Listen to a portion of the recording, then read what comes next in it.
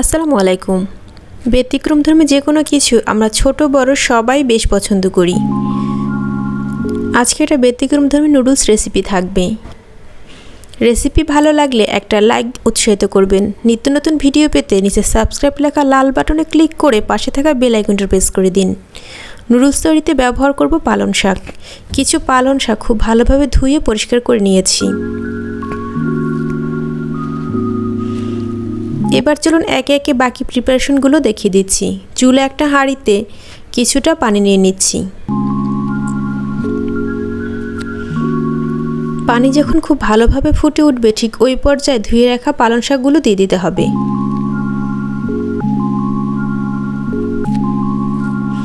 পালং শাকের স্বাদটা একটু ভিন্ন রকম, আমরা অনেকেই খেতে পছন্দ করি না, তো যে কোনোভাবেই হোক পালং শাকটা খেয়ে নেওয়া ভালো। পালং শাকে প্রচুর পরিমাণে আয়রন থাকে।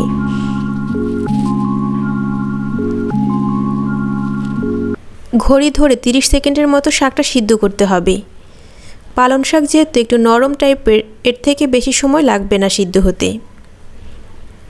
30 সেকেন্ড পরে পালং শাকটা পানি ঝরিয়ে ঠান্ডা পানিতে উঠিয়ে নিচ্ছি। ঠান্ডা পানিতে দেওয়ার কারণে শাকটা ওভার বয়েল হবে না, আর শাকের কালারটাও নষ্ট হবে না, সবুজ থাকবে। ভিডিওটা পুরো পড়লে দেখলেই বুঝবেন যে শাকের কালারটা কতটা অটুট থাকে।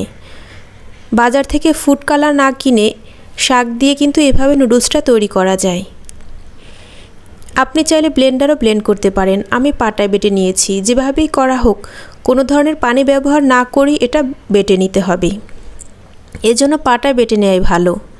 একটা মিক্সিং বোলে 1 কাপের মতো ময়দা দিয়ে কিছুটা লবণ দিয়ে দিলাম। ময়দা আর লবণটা ভালোভাবে মিশিয়ে নিতে হবে। মিশিয়ে না হয়ে গেলে যে পালং শাকটা বেটে রেখেছিলাম অল্প অল্প করে ময়দা দিয়ে একটা ডো তৈরি করতে হবে।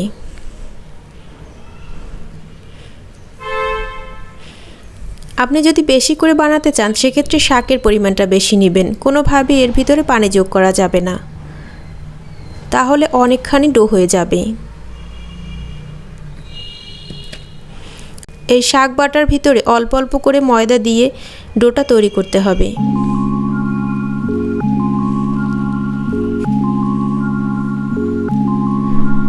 আপনি যদি কম করে বানাতে চান তাহলে শাকের পরিমাণটা কম নেবেন, আর বেশি বানাতে চাইলে শাকের পরিমাণটা বেশি নেবেন।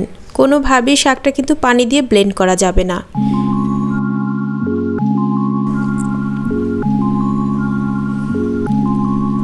কিছুক্ষণ চামচের সাহায্যে ময়দা মেশানোর পরে যখন মিশ্রণটা কিছুটা ঘন হতে শুরু করেছে ঠিক ওই পর্যায়ে হাতের সাহায্যে ভালোভাবে মেখে নিচ্ছি।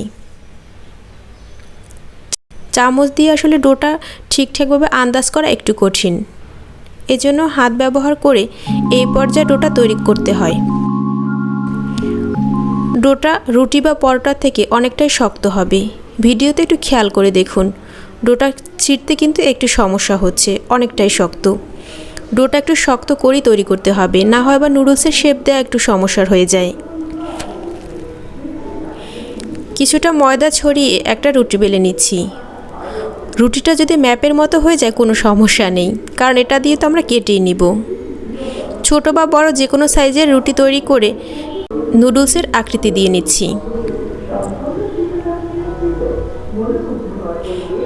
যতটা সম্ভব আমি চিকন করে কেটে নিচ্ছি। আপনি আপনার পছন্দ মতো যে কোনোভাবে কাটতে পারেন, পাস্তার শেপ করেও কাটতে পারেন, কিন্তু আমার কাছে একটু চিকন করে কাটলেই বেশি ভালো লাগে।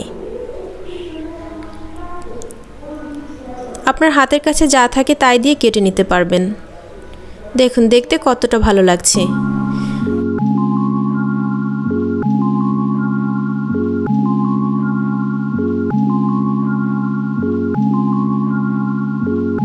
চাইলে এভাবে কাঁচির সাহায্যে কেটে নিতে পারেন। আপনার কাছে যেটা ইজি হয় সেভাবেই করতে পারেন। একটু আগে যে কথাটা বলছিলাম, আমরা যে কোনো খাবার কালারফুল করার জন্য ফুড কালার ব্যবহার করি, কিন্তু ফুড কালার তো হেলদি না। আপনি যে কোনো ধরনের সবজি দিয়ে এভাবে নুডলস তৈরি করতে পারেন, কালারফুল হবে, বাচ্চারা পছন্দ করবে, আর ফুড কালার ব্যবহার করতে হবে না। এইদিকে চুলে একটা হাঁড়িতে পর্যাপ্ত পরিমাণে পানি দিয়ে দিয়েছি নুডলস সিদ্ধ করার জন্য। পানিটা ভালোভাবে ফুটে বানিয়ে রাখা নুডলসগুলো দিয়ে দিচ্ছি। প্রথম অবস্থায় কিন্তু নেড়ে নেওয়া যাবে না, যেহেতু এটা ময়দা দিয়ে তৈরি করা, কিছুটা নরম আছে এই অবস্থায়। কিছুক্ষণ এভাবেই ফুটতে দিতে হবে। পানিটা কিছুক্ষণ নুডলসটা সিদ্ধ হয়ে মোটামুটি শক্ত হয়ে যাবে। শুরু থেকে এই পর্যন্ত আমি এখনও নেড়ে নেইনি।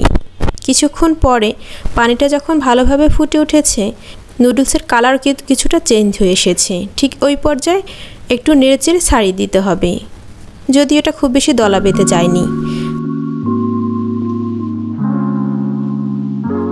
হাত দিয়ে একটু চাপ দিলে অনুভব করবেন এটা ভালোভাবেই শক্ত হয়ে গেছে। নুডলসটা আবারও কিছুটা ঠান্ডা পানি দিয়ে ধুয়ে পানিটা ঝরিয়ে নিচ্ছি, এতে নুডলসটা ঝরঝরে থাকবে। দেখুন নুডলসটা দেখতে কতটা ভালো লাগছে আর ভালোই ঝরঝরে আছে। হাতে কিছুটা সয়াবিন তেল নিয়ে এবার নুডলসের সাথে মিশিয়ে নিচ্ছি, এতেও কিন্তু নুডলসটা ঠান্ডা হওয়ার পরেও আর একটার সাথে একটা লেগে যাবে না। আপনি চাইলে এই অবস্থায় নুডলসটা বক্সে করে ডিপ ফ্রিজেও সংরক্ষণ করতে পারেন, আবার চাইলে এই অবস্থায় রান্না করে ফেলতে পারেন। যদি বেশি করে বানান তাহলে এভাবে করে ডিপ ফ্রিজে সংরক্ষণ করতে পারেন।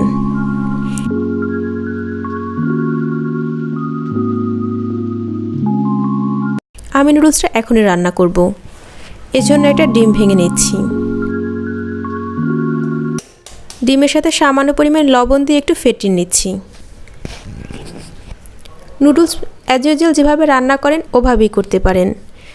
যে কোনো প্রসেসেই নুডলস রান্না করা যায়, সবচেয়ে সহজ ব্যাপার হচ্ছে নুডলস যে কোনোভাবেই রান্না করা যায়।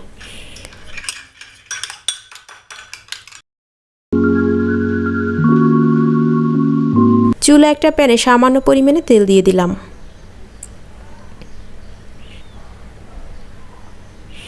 প্যান আর তেলটা ভালোভাবে গরম হয়ে এলে এর ভিতরে ফেটিয়ে রাখা নুডলসটা দিয়ে দিতে হবে। আপনি এই নুডলসের সাথে আরও যে কোনো ধরনের সবজি যোগ করতে পারেন। আমি শুধুমাত্র ডিম দিয়ে এই নুডলসটা করে দেখাচ্ছি। ডিমটা হয়ে এলে এভাবেই তুলে রেখে দিচ্ছি। একই তেলে সামান্য পরিমাণে পেঁয়াজ কুচি দিয়ে দিলাম। আপনি চাইলে ডিমটা এখানে ভেঙে দিয়ে তারপর করতে পারেন, কিন্তু আমার কাছে মনে হয় ডিমটা শক্ত হয়ে যায়, ভালো লাগে না। পেঁয়াজটা কিছুক্ষণ ভেজে নেওয়ার পরে দিয়ে দিলাম নুডলস আর দিয়ে দিলাম 2টা কাঁচামরিচ। কিছুটা নুডলসের মশলা দিয়ে দিয়েছি, আর যে ডিমটা ভেজে রেখেছিলাম ওই ডিমটা কুচি করে নিয়েছি। আজকের রেসিপি কেমন লাগলো অবশ্যই কিন্তু আমাকে কমেন্ট করে জানাবেন। আমার চ্যানেলে আরও বেশ কিছু মজার ভিডিওর রেসিপি দেয়া আছে, চ্যানেলটা ভিজিট করতে পারেন। আমার চ্যানেলের ভিডিওগুলো যদি ভালো লাগে তাহলে প্লিজ নিচে সাবস্ক্রাইব লেখা লাল বাটনে একটা ক্লিক করে দিন।